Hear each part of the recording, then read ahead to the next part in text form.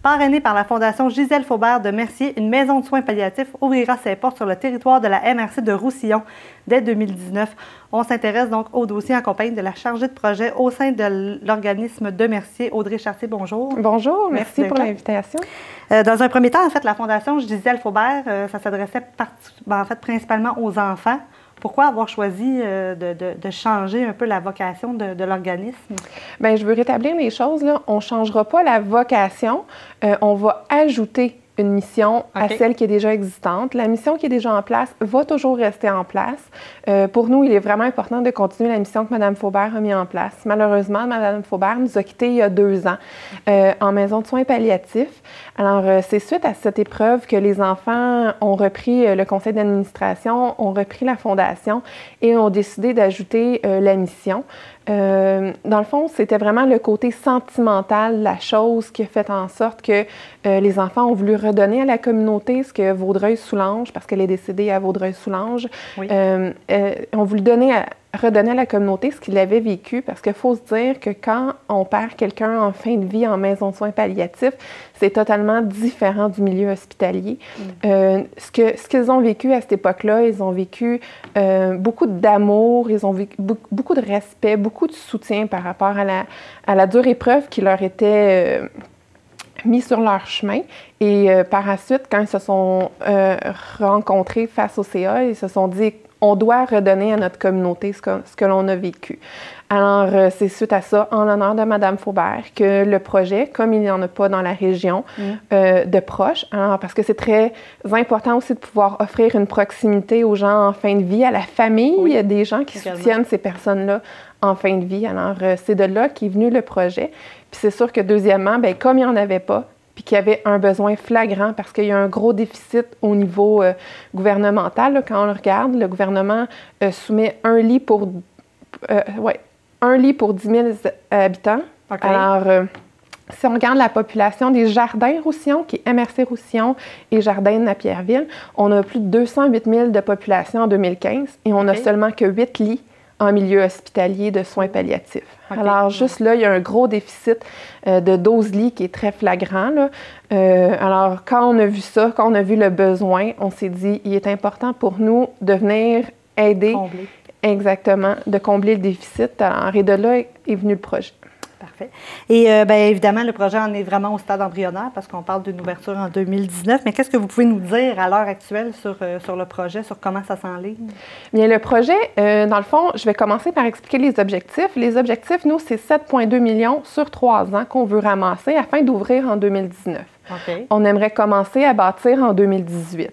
Le coût d'une construction neuve, on parle sans subvention, sans donateur, sans rien. Si nous, la Fondation, on décide de construire, d'assumer les coûts, c'est 3 millions pour une bâtisse neuve.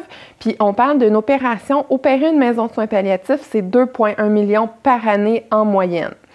Sans subvention, on parle. Là. Fait que si nous, on couvre tout ça, on aimerait beaucoup amasser 2 années d'opération avant d'ouvrir. Parce que quand tu rouvres un projet de ce type-là, on n'a pas le choix d'avoir de l'argent de côté pour que si une levée de fonds ne fonctionne pas, il faut pouvoir couvrir le déficit puis continuer à faire exister. On ne peut pas fermer une maison de soins palliatifs après 1 an parce qu'il y a une levée de fonds qui n'a pas fonctionné. Alors pour nous, on vise 2 années d'accumulé qui équivaut à 7,2 millions sur 3 ans.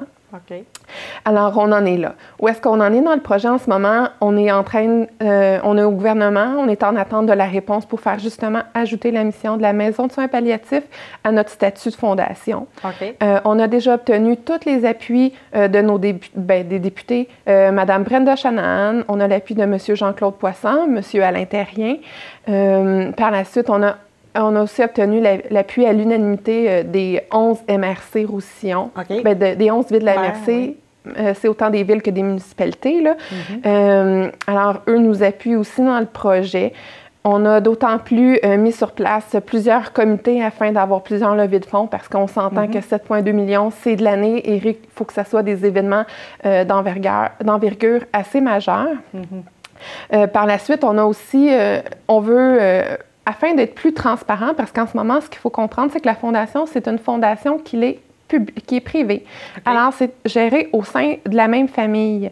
Nous, ce qu'on aimerait, c'est devenir une fondation publique, mais pas ce qu'on aimerait. Ce qu'on va faire, c'est qu'on va devenir une fondation publique afin d'avoir une transparence par rapport à toutes les décisions et la façon dont aussi on gère l'argent, parce que nous, on collecte l'argent de la communauté, mais il va falloir la gérer puis bien l'investir. Afin d'avoir une transparence, on désire devenir public. Alors, on est en train de se monter un conseil d'administration qui va être plus que 50% géré outre que la famille. On travaille là-dessus. On est vraiment, vraiment en train d'élaborer le projet. On est aussi en démarche pour un terrain. On a lancé dans les médias récemment une annonce qui faisait en sorte qu'on était à la recherche d'un terrain dans la MRC Roussillon. De notre côté aussi, on a déjà fait les démarches. On a fait évaluer par rapport à nos partenaires, parce qu'on a déjà des partenaires qui se sont associés à nous, là, autant Savard Architecte, TC Média, Eno Électrique. Ce sont des partenaires qui ont déjà à cœur le projet, qui travaillent avec nous pour trouver des terrains, pour trouver l'emplacement, là, parce qu'on désire annoncer le plus rapidement possible où va être située cette belle maison et ce beau projet. On constate donc que c'est un travail vraiment de longue haleine. Et si on regarde en matière de statistiques provinciales, ça ressemble à quoi pour les soins de fin de vie? Bien, il n'y a pas de données récentes vraiment de sortie, mais si on regarde en 2012, 2012-2013, l'année qui était plus 2013, on avait 28 maisons de soins palliatifs à travers le Québec. On parle de maisons de soins palliatifs. Aujourd'hui, en 2016, on en a 31.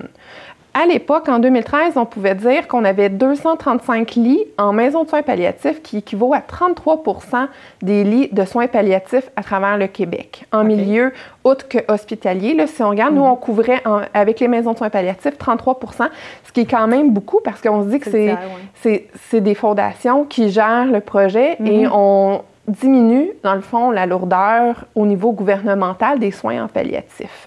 Par la suite, si on regarde un peu plus gros, là, moi, je sais qu'au Canada, il y a 29,9 % de gens qui décèdent d'un cancer. Parce qu'il faut se dire que les gens qui arrivent en maison de soins palliatifs, c'est des gens qui sont soit atteints d'un cancer ou d'un autre type de pathologie, mais ils sont vraiment en fin de vie. Fait que quand on sait que le problème est aussi gros, c'est vraiment important de se dire qu'il y a un besoin énorme à ce niveau-là. Surtout en sachant qu'on a 208 000 de population dans la MRC Roussillon en 2015, puis qu'il y avait seulement 8 lits qui étaient à l'hôpital Anna-Laberge pour couvrir vraiment ce déficit-là. Alors, il faut vraiment se dire qu'il y a un besoin flagrant là, dans le milieu. C'est important et on le disait, c'est un projet qui nécessite beaucoup de sous. J'imagine donc que ça veut dire qu'il va y avoir plusieurs activités bénéfices qui vont se tenir au cours des prochains mois, prochaines années. Est-ce que vous pouvez nous en annoncer quelques-unes déjà? Ou? Exactement, oui. Si vous pouvez, on demande aux gens d'aller voir surtout sur notre page Facebook qui est Fondation Gisèle Faubert. On peut annoncer que le 3 juin aura lieu au complexe V-Patnaud à Candiac, notre premier happening 2017. Il y aura un tournoi de golf qui va avoir lieu en mai 2017 aussi au profit de la Fondation. Et de plus, on annonce aussi qu'il y aura un défi sportif qui passera à travers les 11 villes et municipalités de la MRC là, en septembre 2017. On travaille très fort pour ces types d'événements-là, mais il y aura aussi d'autres événements de plus petite envergure qui vont être annoncés à travers chaque ville et municipalité. Alors, on invite les gens à se tenir au courant puis à participer avec leur générosité. Évidemment, donc c'est tellement une bonne cause. Audrey Chartier, merci beaucoup d'avoir été avec nous pour en parler. On vous souhaite bon succès dans tous vos projets. Merci de nous avoir reçus.